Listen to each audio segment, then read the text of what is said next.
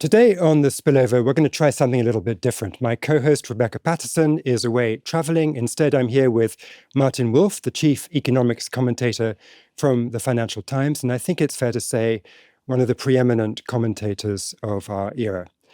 We're going to try something a little bit ambitious. We're going to try to compare the arc of Martin Wolf's thought with the grander arc of the American Republic. And before you snigger, let me just try the following. The American Republic was and remains the grandest experiment in fusing a free market with free people. And today, a lot of Martin's writing is devoted to the proposition that this fusion is coming apart at the seams. I'm Sebastian Malaby. Welcome to The Spillover.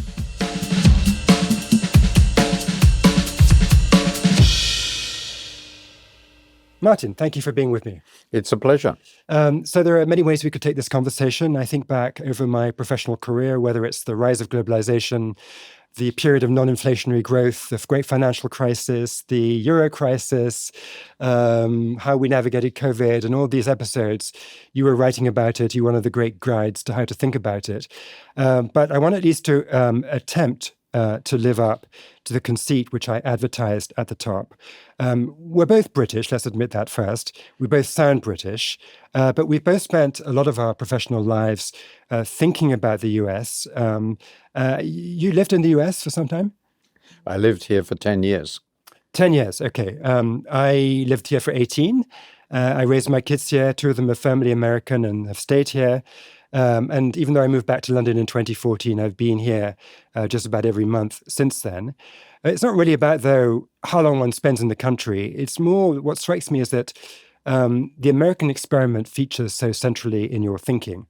In The Crisis of Democratic Capitalism, the most recent of your books, you take your rallying cry from Abraham Lincoln's Gettysburg Address. We must resolve that government of the people, by the people, for the people, shall not perish from the earth. And of course, you are European. You also cite European thinkers, but many of these thinkers, like Karl Polanyi, like Friedrich Hayek, spent chunks of their professional lives in the United States. So I think it's fair to say you're an American thinker.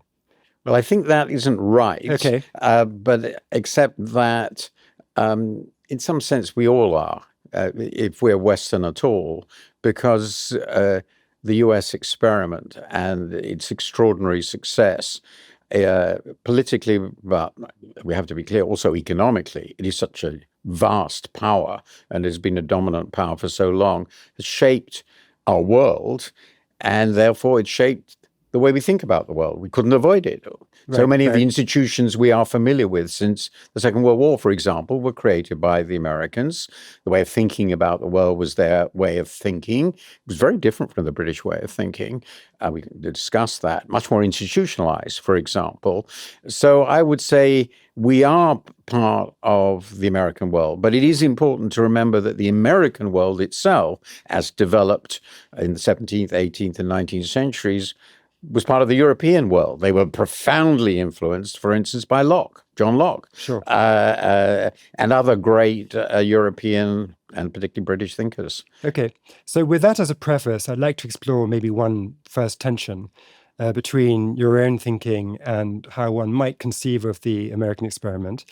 There's a certain amount of optimism in the founding of America. There's that famous story about Benjamin Franklin, who was asked after the Constitution has been finalized, what have we got, a republic or a monarchy? And his famous response was, a republic if you can keep it. In other words, without some optimism about the human capacity to live up to the creation of this republic, the United States might not have been founded. And to this day, America is often described as an optimistic country. But you yourself say in your most recent book, you're not an optimist. You say, in fact, quote, my biggest mistakes have come from over-optimism, most recently over the wisdom of finance and the good sense of electorates. You've also written, and these quotes also come from The Crisis of Democratic Capitalism, Homo sapiens is prone to orgies of stupidity, brutality, and destruction. So you're a pessimist while America is optimistic. Well, it's an interesting way of thinking about it.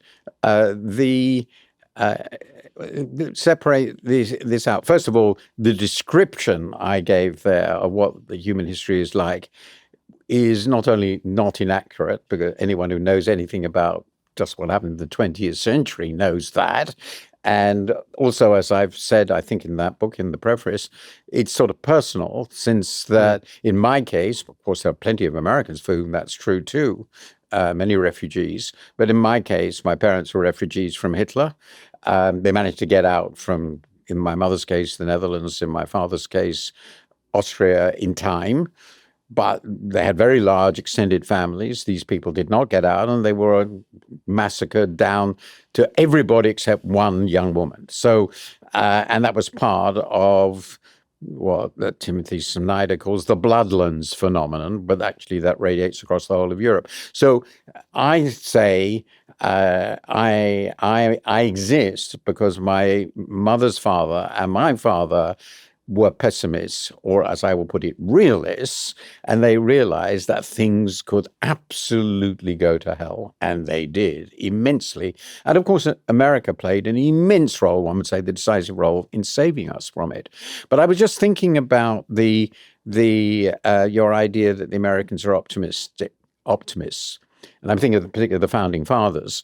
Obviously, the project to create a republic is in some sense an optimistic project, because republics are rare in human history, and republics of the scale that they envisage for the United States, well, there was really only one president, and it wasn't founded as that. It was founded as a city-state, namely Rome, and the republic died, which is part of my writing.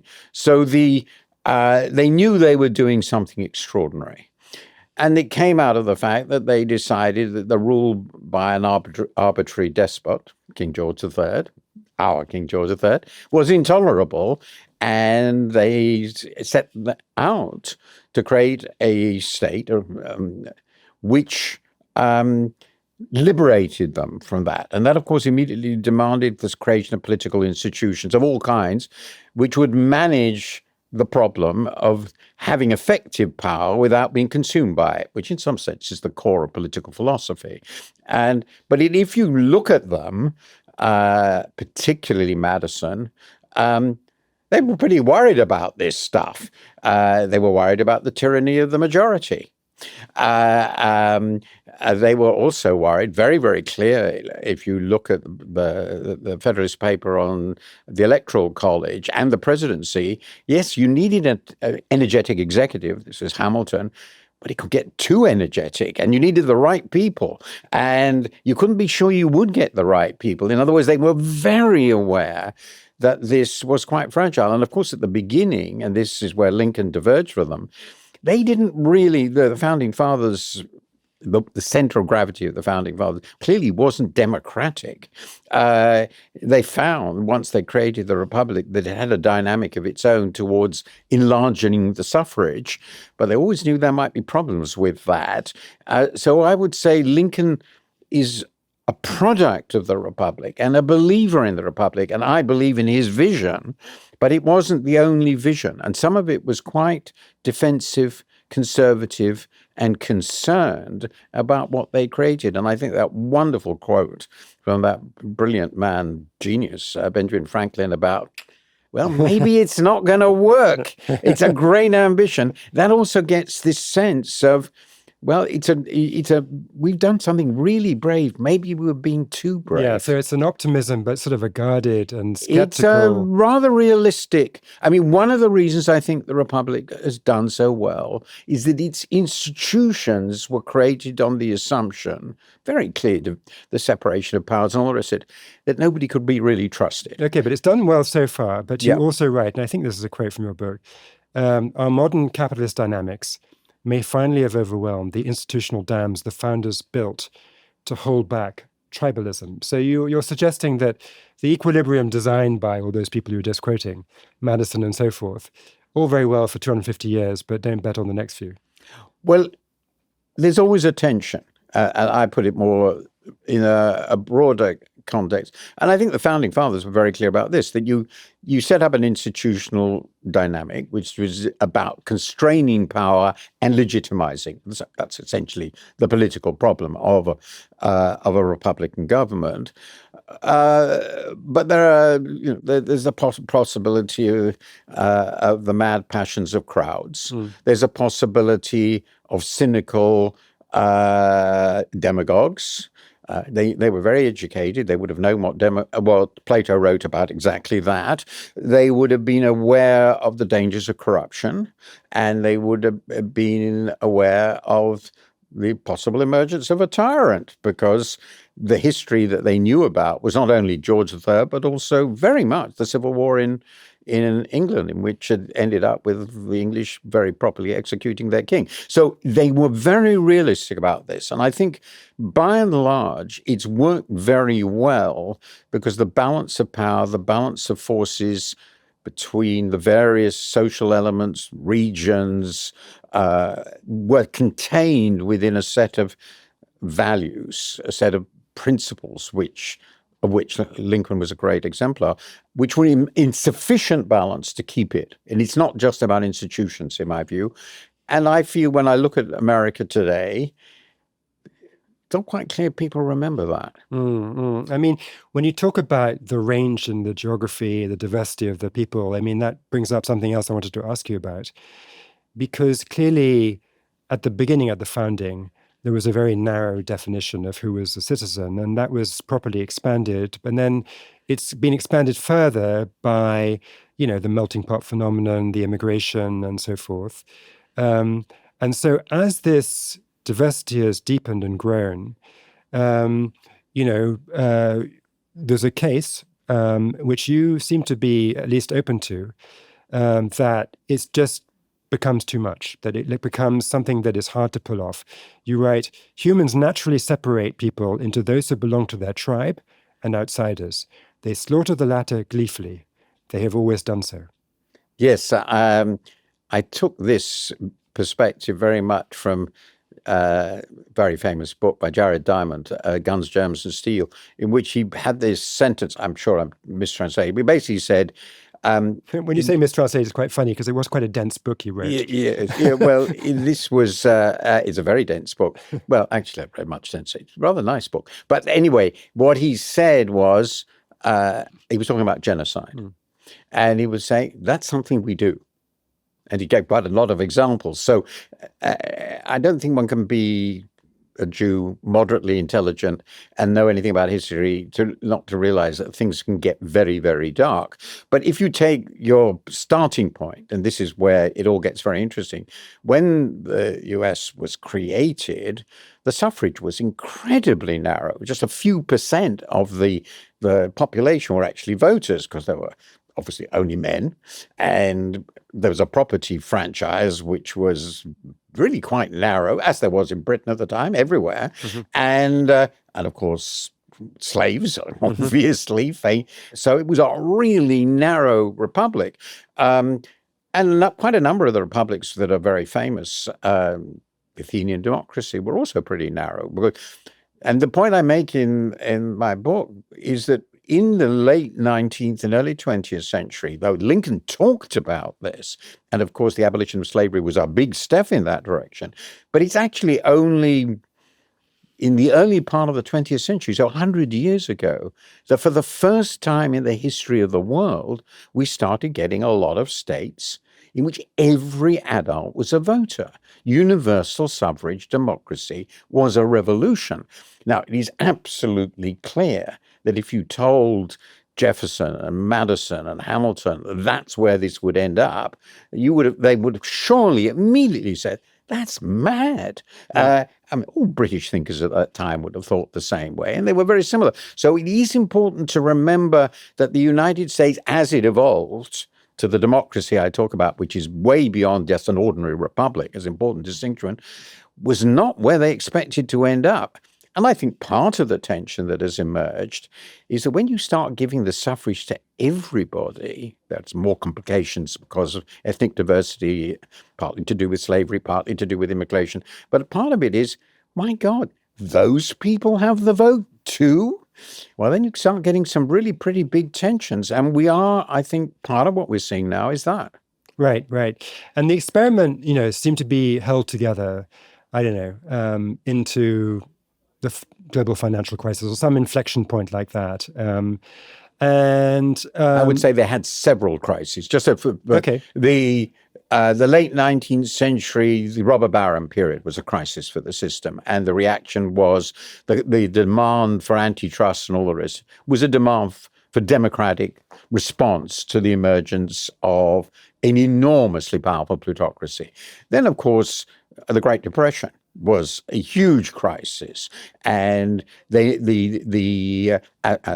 before that, of course, had been the issue of slavery. The Great Depression, again, they responded. The financial crisis, I argue, was not as big a crisis, but a lot of other things were going on. All the great democracies in the US has been probably the most important. Have had to overcome crises on the way. And I would say we're in another one. I think it's quite obvious we're in another one in the Trump era. And I'm not saying it's doomed, but every one of these crises has to be managed. And if you fail, you go back over, in all probability, to what seems, if you look at it, to be the natural state of complex human societies, which is monarchy in one form or another. That's how most of them have been. And that they would have understood because they knew that, even though they would probably have thought the Americans went far too much towards the democratic side. Well, Lincoln would not have. Let me read another quote, which I think kind of crystallizes the tension that we're talking about, which manifests, as you say, through different crises over history. You write, democratic politics are national, while market economics are global. Democratic politics are based on the egalitarian idea of one person, one vote, while market economics is founded on the inegalitarian idea that successful competitors reap rewards. So there's this tension, and I think what you're saying is this tension is rising to a novel level of intensity at the moment. Yes, I think... well, I started out with the fact that universal suffrage democracy is new. In just about 35 years ago, when the Soviet Union fell, I and many other people, I'm not the only one, thought, well, this idea of universal suffrage, liberal democracy has won. Right? You permitted yourself a moment of optimism. Yes, terrible mistake, as I said, and that's when I'm most wrong. But it turned out that that was far too optimistic, in the sense that tensions arose within the system and failures arose within the system. And one of the signs of that, which was in the book, is that we were seeing, when you just looked at the polling, that very significant proportion of the populations in countries like this, not only this country, were not at all sure they liked democracy very much. They thought it was rigged. It was dominated by plutocratic elites. The people who ran the government were in cahoots with crooks and different sorts of crooks, that foreigners were being invited in without their being asked about it, that basically they'd lost control. This is what was said in the Brexit referendum, which was our version of this. And they felt very strongly that the system was not operating in their favor. They were very angry. It was inchoate. But you were beginning to see it emerge in politics. And the trigger for my writing my book was the emergence of Trump as the leader of this discontent. I regarded that as profoundly significant, as I did Brexit, but less important, obviously, Brexit than here. And that was telling you there was really enormous dissatisfaction with the system, not just with particular policies. And they were looking for people were looking for something very, very different. What it was not clear. Obviously, Trump has never been quite clear, but it was a revolution or counter-revolution. And then as you look more and more in the movement that was emerging, you began to see this is actually a counter-revolutionary movement. It's an anti-Enlightenment movement, and shown in many different ways. And the result is ineluctably, and that's why I find what's happening now not so surprising. It is a reaction against the Republic, which was a quintessentially Enlightenment project. And that comes back to our founding fathers, who were Enlightenment figures. Nobody could be more so than Jefferson. I want to try a slightly different tack now, which is to think about the ramifications of this pressure inside the US for the rest of the world. And I mean, there's an argument that says America's mistake is to attempt to be liberal and tolerant internally, and it doesn't always work, but that's the aspiration. But then to assert those values too aggressively abroad, such that that becomes its own form of intolerance, right? You're not tolerating other people's systems. And there's a sort of excessively rigid demand that others conform with America's views of the right domestic political order, and an overestimation of American power to enforce compliance by other actors. So you get Iraq, you get Afghanistan, you get Iran now, you get the overplaying, in my view, of the hand with China. Repeatedly, right back to Bill Clinton being elected in the 1990s and thinking he could change Chinese human rights policy by linking it to most favored nation status and trade. So I don't know, what do you think about this idea that what you aspire to do domestically ought not to guide you quite as much in your foreign policy? You should be more of a realist externally. I think about the same problem in a slightly different way, but it's an interesting way of thinking about it. First of all, I would take the view that it is a striking feature of the underlying ideas of the founders, and as they developed into a democratic culture alongside the fundamental assumptions about the Constitution, power, the constraints on power from the rule of law, and all that other stuff, which really goes back into the great debates about liberalism in actually principally in the, let's say, focus in the 17th century. So there's that strand. And that is an expression, those are pretty universal ideas. You could say, well, and the British often did come close in having quite similar ideas evolve, to say, well, we're the only people who can do it. You know, everybody else is inferior. They can't do these. Obviously, they're the best ideas, but nobody else can.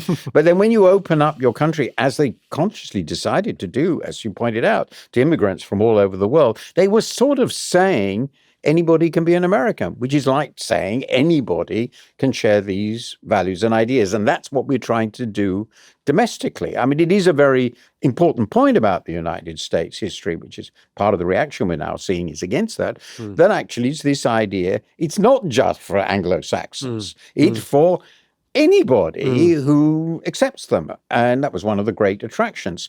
Now, if you believe that at home, you believe those are the good universal values, the right way to govern, well, it's a natural thing, and it probably goes with, there's a bit of Christian messianism in here too. It applies to everybody. This is the good way to do it, and it seems a sort of a natural extension. Okay. But this is where it gets interesting. You're also a great power. And this republic emerged, really planned, but it emerged as the world's greatest power. And it was already the world's greatest power by 1900, but it really established itself in 1940. So it had to decide, well, how do we relate who we think we are and what we think is important to we are being now the world's dominant power, and we want to rearrange the world. And so you have some people, Kissinger is the most important exponent, who basically said, well, forget all that stuff. Let's pretend we're Metternich Austria, and which would be much better, he would say, than trying to make everybody free and liberated, because we know what we're doing, instead of being quite confused. So were we fighting the Vietnam War because it was part of preserving our sphere of interests against the Russians, or were we fighting it so that we could liberate the Vietnamese from beastly communism, or were we doing both? And which matter? And we never worked this out, did we? And I would agree with that. So it seems to me that if you are a superpower based on those sorts of values, but you are a superpower, you have a structural problem of, as it were, geopolitical identity. And if you have that problem, you're going to look very confused and confusing, because people outside will say, one, you're hypocrites, and you often are. And two, well, you're not actually the friendly, beneficent power you say you are. You're a brutal thugs. And I don't think America's ever solved that problem. Yeah, I can see what you mean, that in some sense, the founding had this internal contradiction, that the Declaration of Independence said, we hold these truths to be self-evident. And yet George Washington said, let's avoid foreign entanglements. Exactly. And you could say that Kissinger, as the kind of later incarnation of that, not quite the same isolationist strand, but a sort of realpolitik, unsentimental strand. He would say you couldn't, once you become the America of the 1940s and 50s, you couldn't retreat from the world. You were too big a factor. But at the same time, you certainly shouldn't want to make the world in your image, because it's impossible. So you have to play the game, and because, of course, with much more power that the Austrian Empire played. And that didn't really fit very well, because there's a huge strand in America on the right and the left, though different, which says, well, if we're going to involve in the world, we should make it just and right and free market and democratic, or whatever it may be. There was tensions here too, because the Americans didn't agree on what their own revolution meant. That's obviously important, because these things aren't simple. But there is a tension here. The British are fascinating. I've always been fascinated by this. They separated very neatly in their own minds. Yes, we've got this nice liberal state in England, then Britain. And for the rest, we're running an empire. Who cares what these people think? But the Americans found the tension much deeper. Yeah. And by the way, one should say, as a result of this, they had some stupendous successes. I mean, post-war Germany and post-war Japan are surely extraordinary successes of for American power. For American power and reconstruction and internalization of American values, which is one of the reasons the Japanese and Germans, who I know moderately well, are so shocked with what's going on now. Right. Because they say, but you taught us this was wrong. I think that, so it worked for a while. It worked for quite a long while, 1945 till whatever, perhaps the overreach in Iraq. Well, it had ups and downs. Vietnam was a pretty big disaster. But recently, it seems that there is this combination of overreach, to wit, Iran, but also sort of overreach of like the overestimation of the ability to ram your own ideas through other people's objections. And therefore also an underinvestment in the global commons, because you think you don't need it. You think you can just, without there being institutions, you can just kind of have your way. And so there's little action on climate, the whole kind of Kyoto process never really got American buy-in. There's been recently a retreat from public health commitments. The global trade system, which you know a lot about, is in pretty much tatters. And what's gone wrong? There's been a sort of shift from pragmatic and bold reach to sort of this mixture of overreach and negligence. What's happened? Well, I have a view on that, but my sense of what has happened is more complicated, in the sense I don't think you can separate out what the Americans were doing in the world from what was happening in America. They were never obviously separate. After the First World War, the Americans realized we're the world's greatest power. We can't retreat from it. We have to make it work. And we have to make it work in a way that is consistent with the values we hold dear. And that didn't work very well in the interwar period. We won't need to go. But after the Second World War, it worked. But then you were playing the game of international politics, as I've said. And the initial phase, I would say, was largely quite sensible. In the sense, we create international institutions. They're sort of the global equivalent, but not, of course, the equivalent of what we have at home. And these are cooperative institutions. And the most idealistic one, which FDR did, was the UN, Mm. but all the other institutions, and that will create an order and a structure. We'll do it much more effectively than we did in the interwar period when the League of Nations, also an American idea, collapsed. And in a way, this worked pretty well, but it was essentially a world then for people who weren't in behind the Iron Curtain, so they were out of it. And so very important players were not there, Russia, Soviets, China, not really.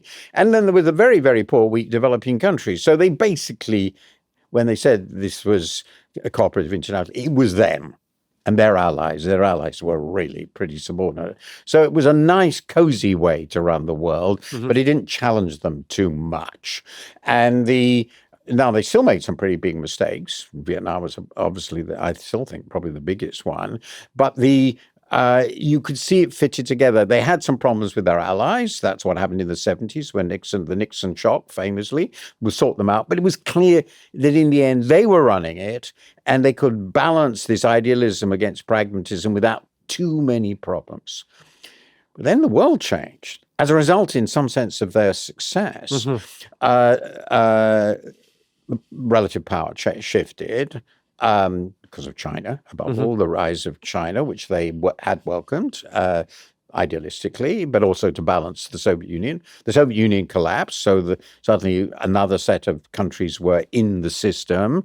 The developing and emerging countries started becoming more effective, and that made it all more challenging to do. But meanwhile, at home, I think it's incredibly important, and we haven't really discussed this, over the last 30, 40 years, there's been a backlash against that middle 20th century confidence about America. The rise post-civil rights, emergence of a Southern backlash, the shift to the South of the Republican Party, the creation of a new Republican Party, the rise of, with Pat Buchanan becoming more important, about genuine isolationism, the rise of a Christian nationalist, fundamentalist reaction to modern values. America started getting into a sort of cultural civil war.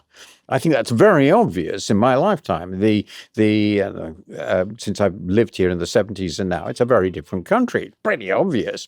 So here's this country that is dealing in this incredibly complicated world where things really are complicated, and the universalism of the United States doesn't buy it anymore, isn't bought into anymore. The U.S. Some of the Americans want to do something about climate change. A lot of the other Americans, again, that's a cultural war, think it's completely mad. And the U.S. is deeply split, in fact, on everything it wants to do in the world, because it's deeply split on what it is.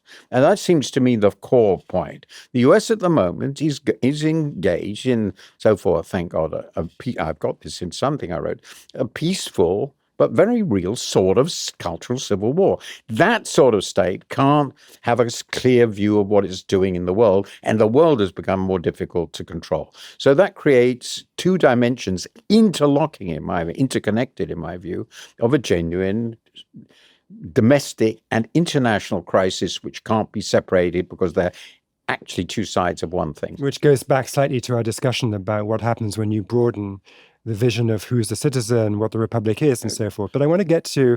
If you include the whole world, you have a problem.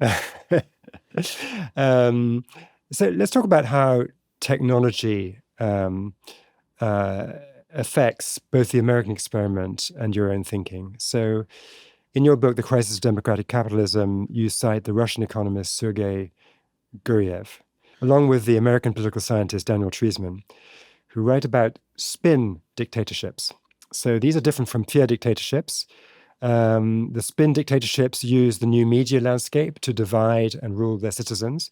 And we've seen something like this in the US with the rise of social media, where the algorithms entrench the polarization of the citizens. And you write, the demagogic approach to politics undermined the rule of law, the commitment to truth, and the credibility of international agreements, all fundamental underpinnings of liberal democracy. Outright despotism is the probable endpoint. in, I think, a classic Wolffian, flourish. So I guess the question is, are we really destined for outright despotism, or is there something we can do to resist this? But How far are you a technological determinist? well, my view is that you don't get anybody to change a dangerous course if you don't frighten the wits out of them. So telling people that everything's going to be fine serves absolutely no useful purpose. Can I just say that when I joined The Economist magazine many, many moons ago, it was explained to me that Economist style consisted of the following injunction: understand, simplify, exaggerate. Yeah, that's very good. So, certainly, if you're writing columns, it had to be rooted in reason. But I don't think I'm exaggerating. I don't think anyone who's looking at what is going on at the moment in the United States can deny that what they're trying to establish is something substantially more despotic than we would have not associated with the American Republican ideals. My argument is a little broader than this. First of all, on the specific issue you raise, to maintain Republican institutions, you need an informed, engaged, and understanding citizenry, which, however large the differences they have, and this is very important, the central point in my book, regard their opponents as legitimate. And therefore, losing to them is okay. Mm-hmm. That's what you need. Mm-hmm. And if they start thinking, and of course this has recurred in many societies and has existed in the US in the past, because that's why there was a civil war, if they don't believe that, you end up in a civil war.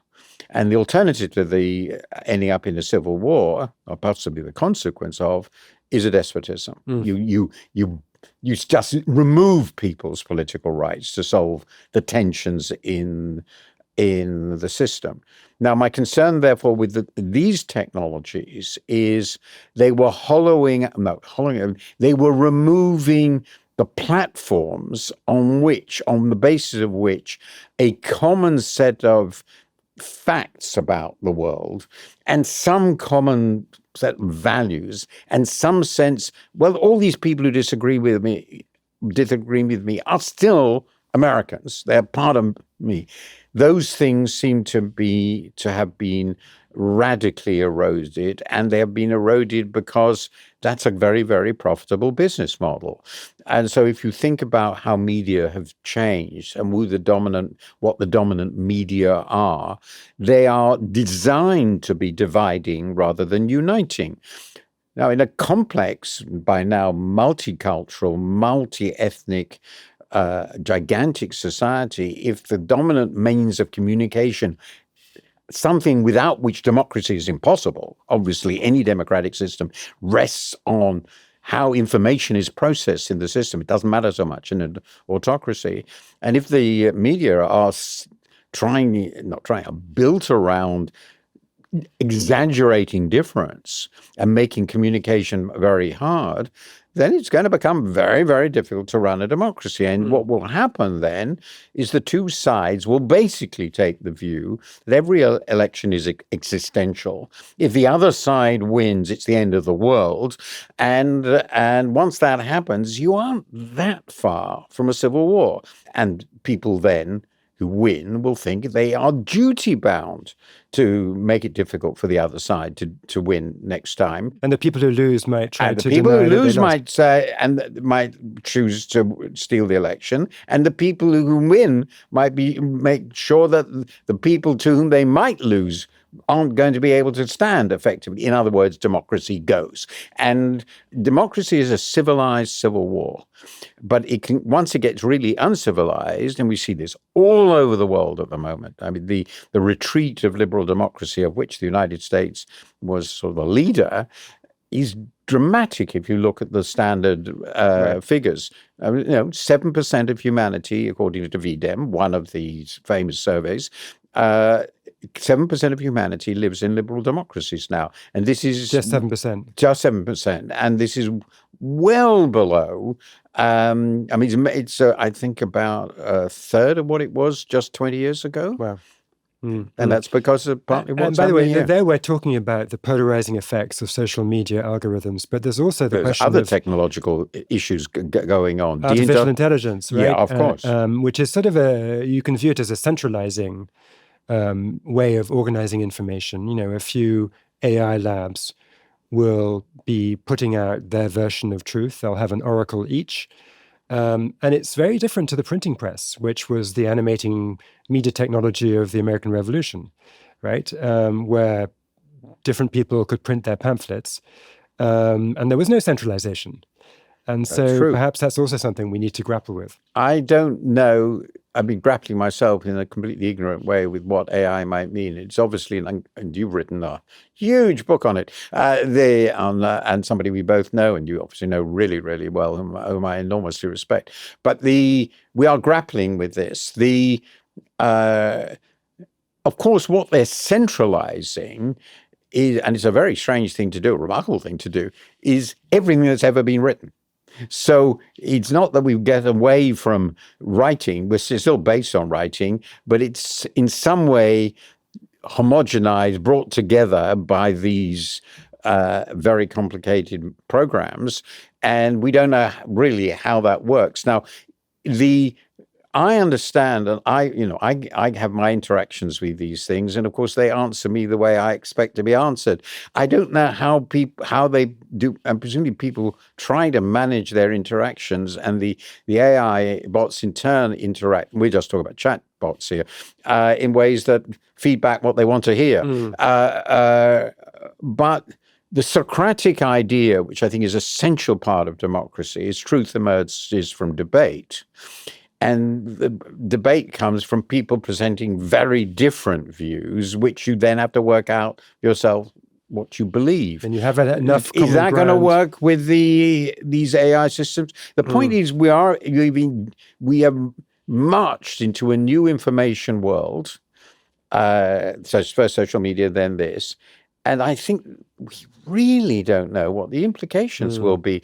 But we do know that information technologies from writing onwards change everything. So the likelihood is the world will end up as a completely different place. Will it be compatible and friendly to democracy? I really don't know. I sort of doubt it, but we'll see. I want to end this discussion with your message to the elites, because it's quite bracing. And you write that the selfishness of elites and the ambitions of would-be despots are the twin threats to democratic capitalism. In other words, the blame for erosion must be shared between the hypocrisy and corruption of elites on the one hand, and then the evil of the despots on the other. But the elites have something to answer for. Talk a bit about that. Talk a bit about the corruption of the elites.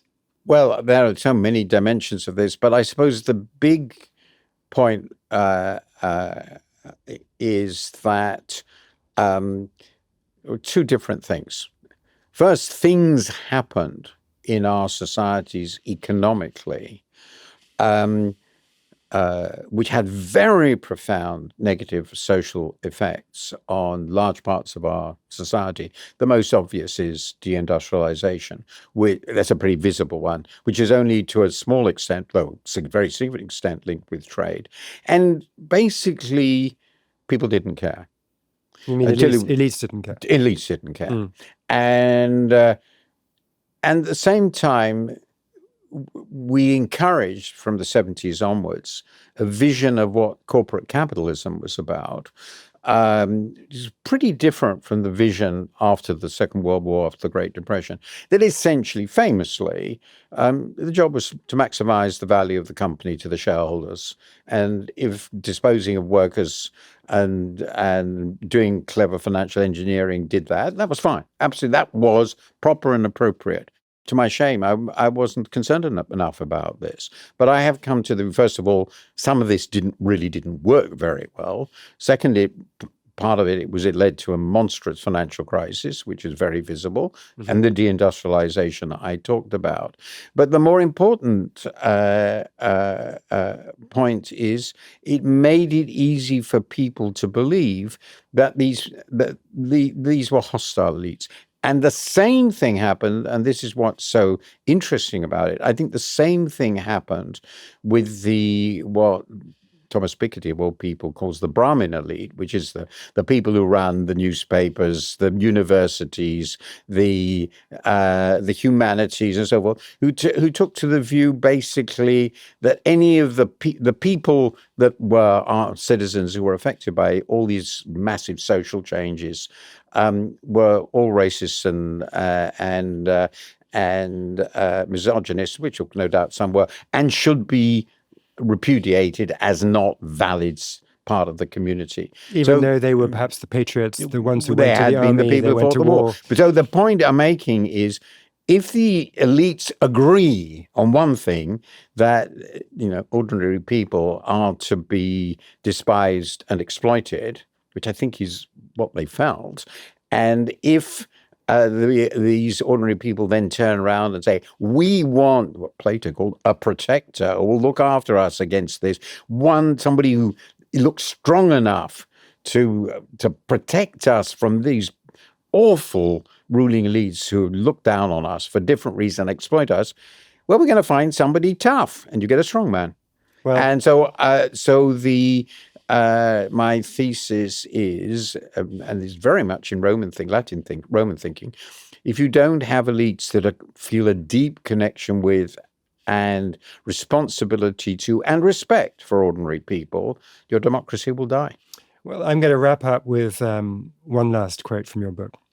It's quite long, but I think it's worth reading because it's so good. You write, there are so many subtle ways of corrupting people whose roles in society are those of guardians. That's a reference to the Platonic, is that right? Yeah, it's Plato. Plato's guardians, right. So there are lawyers whose only interest is in winning cases, business executives whose only interest is in creating a dynastic fortune, creators whose only interest is in getting the money they need to make their creations a reality, politicians whose only interest is in winning elections. And you write, as professional standards erode, it becomes ever more difficult to be the exception. In other words, the honorable person who doesn't give way to those pressures. Honor and decency come to seem old-fashioned, even ridiculous. And so when a corrupt thug accuses the elite of being corrupt, not to mention incompetent, it is easy for the great mass of the people to agree, because it is seen to be true. Without decent and competent elites, democracy will perish. So I'm reminded at the end of that famous Benjamin Franklin quip. We in the Western United States, it seems to me, we're privileged to live in democratic capitalist countries, which was the political form that was promised by the American founding 250 years ago. We have republics, and the question is whether we can keep them. Martin, thank you so much for being here. Pleasure.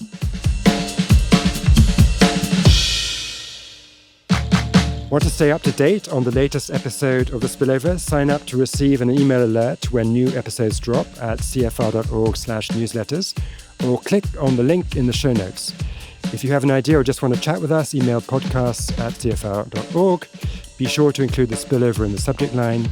This episode was produced by Molly McInerney, Gabrielle Sierra, and Jeremy Sherlick. Our video editor is Linus Manchester. Our video producer this week is Justin Schuster. Research for this episode was provided by Liza Jacob. You can subscribe to the show on Apple Podcasts, Spotify, YouTube, or wherever you listen to podcasts.